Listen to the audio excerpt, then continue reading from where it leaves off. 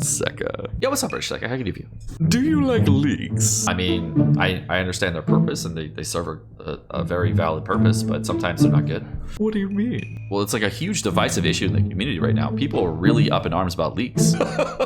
Clearly they're salty because they didn't pull Venti. Bro, now you're just gonna get people mad at you. I know.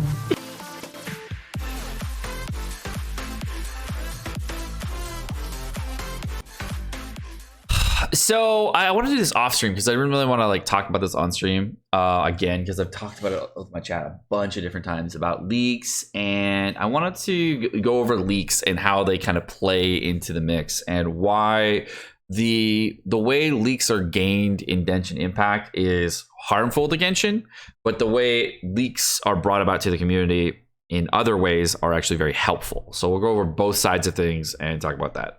So with 1.5, there was a mass. I'm not going to show off any of the leaks, but I'm just going to show this right here.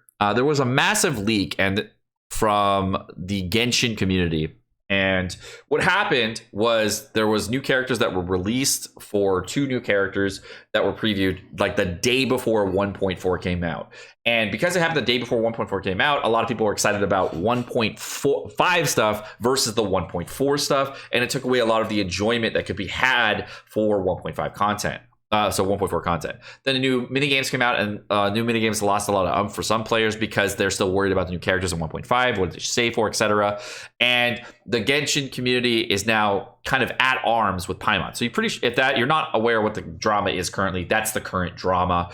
Genshin community versus Paimon as far as a battle goes. And there are people supporting both sides of things. Some people are supporting the use of leaks, and some people are not. There are 2 sides of this. I'm not going to show over any unreleased characters or anything like that, but there's 2 sides of this. The first side of this, and I think this is the most positive thing for leaks, is resin. And what I want to talk about for leaks is why leaks are important for free-to-play players, budget players, etc., as well as content creators in general in the future. And the reason they're positive is because of resin. If resin didn't exist, the leaks, I don't think would be necessary at all, and there would be a huge amount of people that would be very against it.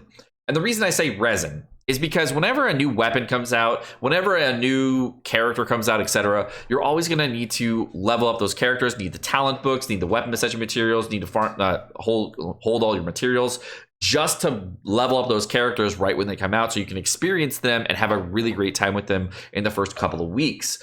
And that's really why leaks are positive. Knowing what you're going to get from those characters, what you're going to need to level those characters if they seem exciting prior to their release. That's why it's positive. And these materials, they take weeks to grind out. They don't take like a day or 2 to grind out. They take weeks to grind out.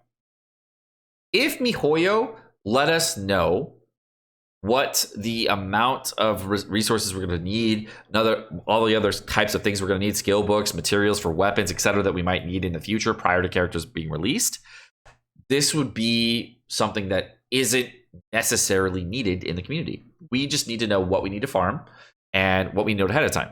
Now with 1.4, there is something that I wanted to talk about that was really important in the live stream, what we've seen versus other patches.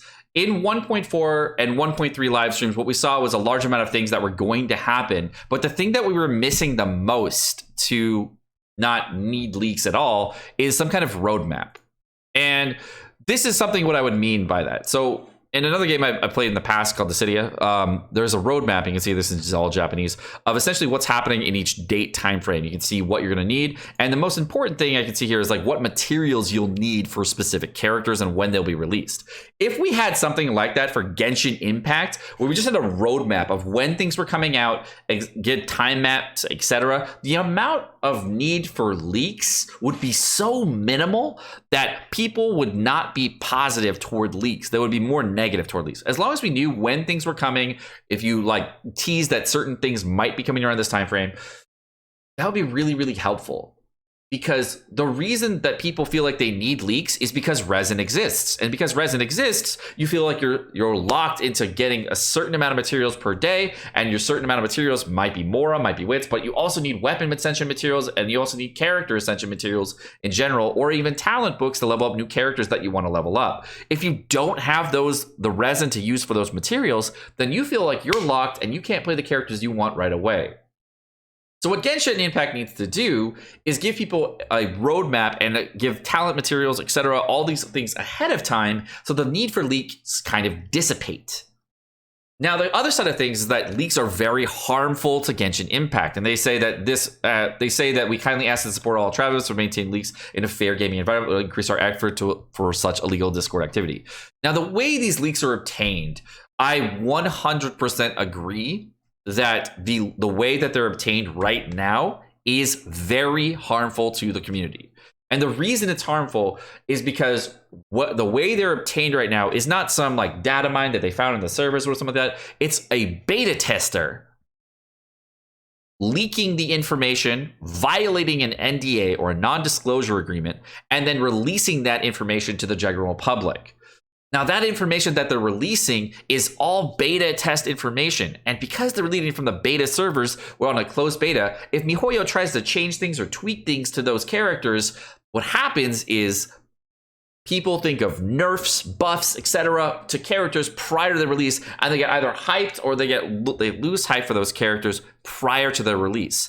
I disagree with this practice, but I understand that people are really, really happy about leaks because of this, because when you get leaks, you're like, oh shit, I get new stuff coming in. And leaks are a problem because no matter what a leak is, you're going to want to click on it. You're going to want to say, oh, there's new contest information, there's new primo gems, there's going to be new characters coming out. What's the new character? God, I need to know these things. And you feel like you need to know these and click on the links for YouTube in order to make sure that your count feels powerful, and so that you stay ahead of the curve. And I understand that idea. I understand the thought process.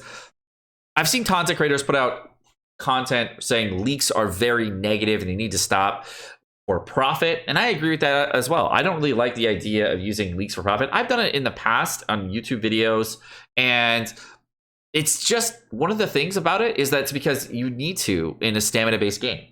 You need to have some kind of way to look ahead so that in a stamina-based game, so that you don't fall off and you don't feel like you're being impacted by the game by not knowing enough information. If the game did not have a resin system, or did not have a system that made it so that you were locked into this without any kind of time map or anything like this, then there wouldn't be a need for it. So I understand both sides of things, and I think that no matter what, MiHoYo is going to have to give some leeway by giving the community a little bit more information.